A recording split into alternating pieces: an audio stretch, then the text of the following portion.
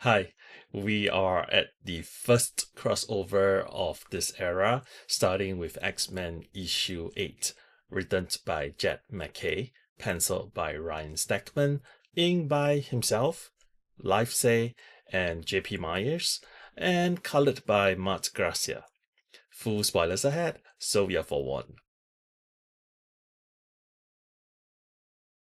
This is probably the best issue of X-Men written by MacKay.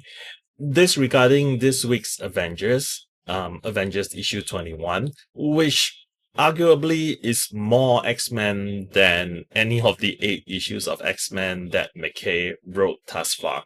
But that is a different review. Some questions that I had about the Graymalkin prison were answered in this one. One, what is Graymalkin prison, and under whose authority are they operating under?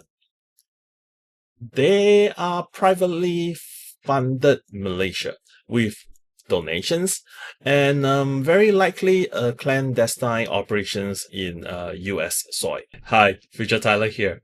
But if the operation is already clandestine, why is there a need for Hank's black bag extraction? I mean, I read that as just the warden gloating.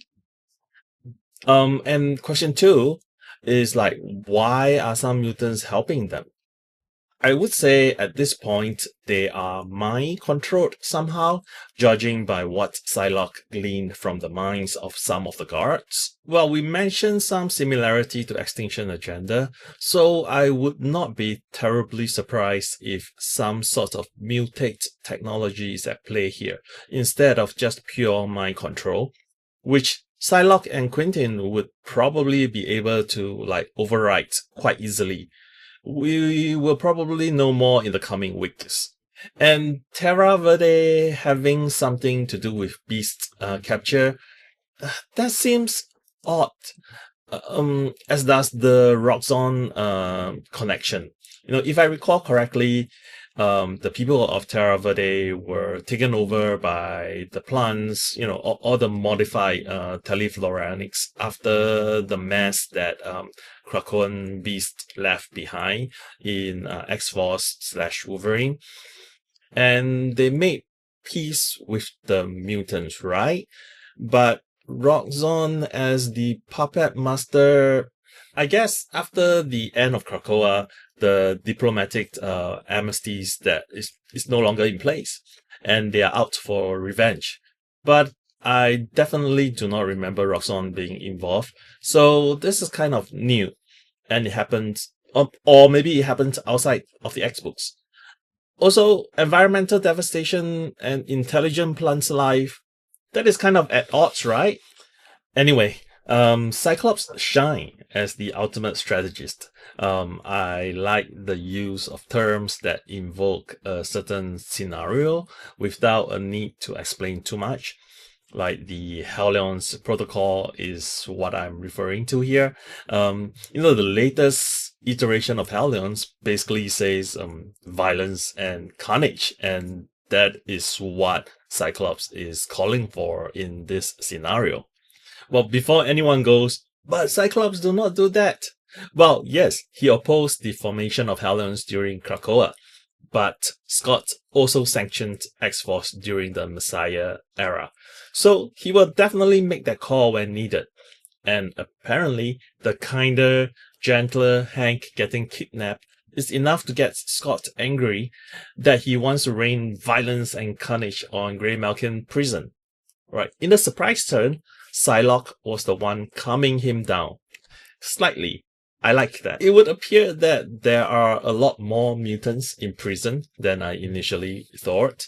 While the scene between the X-Men, the captured X-Men, and the prison guards played out pretty much as expected, a few things stood out to me, like Jubilee's and Hank's interaction. I like that the reminder that this is an earlier Avengers Hank with no memories of anything that came after was worked into the conversation.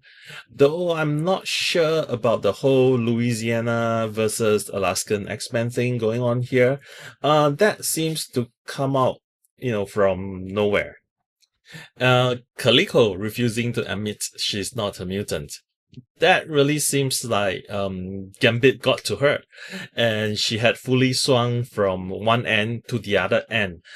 So from her initial like mutants goblin proclamation, so much so that she's calling herself X-Men now. And then Jubilee basically saying Calico doesn't count as one, but only half. um, Also, is kidnapping Calico just for the ransom money? Is that why they hired the hack to go after the baby mutants? That seems rather, anticlimactic. It could be that the warden is simply using this opportunity to get funding and to mentally torture Calico. That's also, Tracks. a grown man using physical force on a teenager is disgusting, even in the name of like law and order. I mean, sadly, this is happening in the real world today. Well, the vicious attack on Hank, right? It is a consistent characterization of Dr. Alice across titles. She's an arrogant vial of poison and hatred, and from that perspective, a good, if a little two-dimensional villain. I do not want any sad, logical backstory for Dr. Alice. I just want her to be this evil person, and thus so boring that we won't see her again after this era. Also, I do not see any collars on the mutants in the mess hall, so I assume there's a sort of like blanket anti-mutant feel in the mess hall. Would that not be disrupted with the main generator down? Maybe. I mean, we will see more. Perhaps magic calling Limbo's demon seems a little wrong here. She had relinquished Limbo to Maddie, and I distinctly remembered that she might have lost access to Limbo. So that is a bit off. No. She no longer steps through Limbo when she teleports, but she can still go there if she wanted to. So it stands to reason that she could teleport demons from there. But since she's no longer a ruler there, I suppose control might be an issue.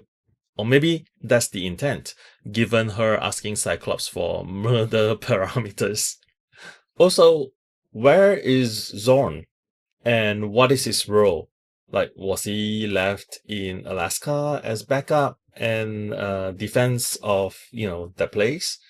I wonder what happened to the Graymalkin prison security system perimeter. Like, does taking out the generator disable it? Or the other half of the action, Rogue's X-Men took care of it?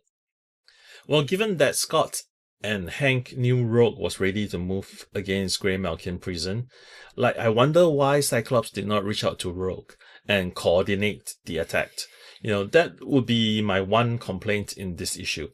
Otherwise, I'm definitely looking forward to part 2 of this crossover and the story from the perspective from the Louisiana X-Men. And with all that is happening in this issue, I'm glad that the characters sounds like themselves, and also the whole I am so and so and I can do this and this is no longer there. So let's hope we do not revert back to that.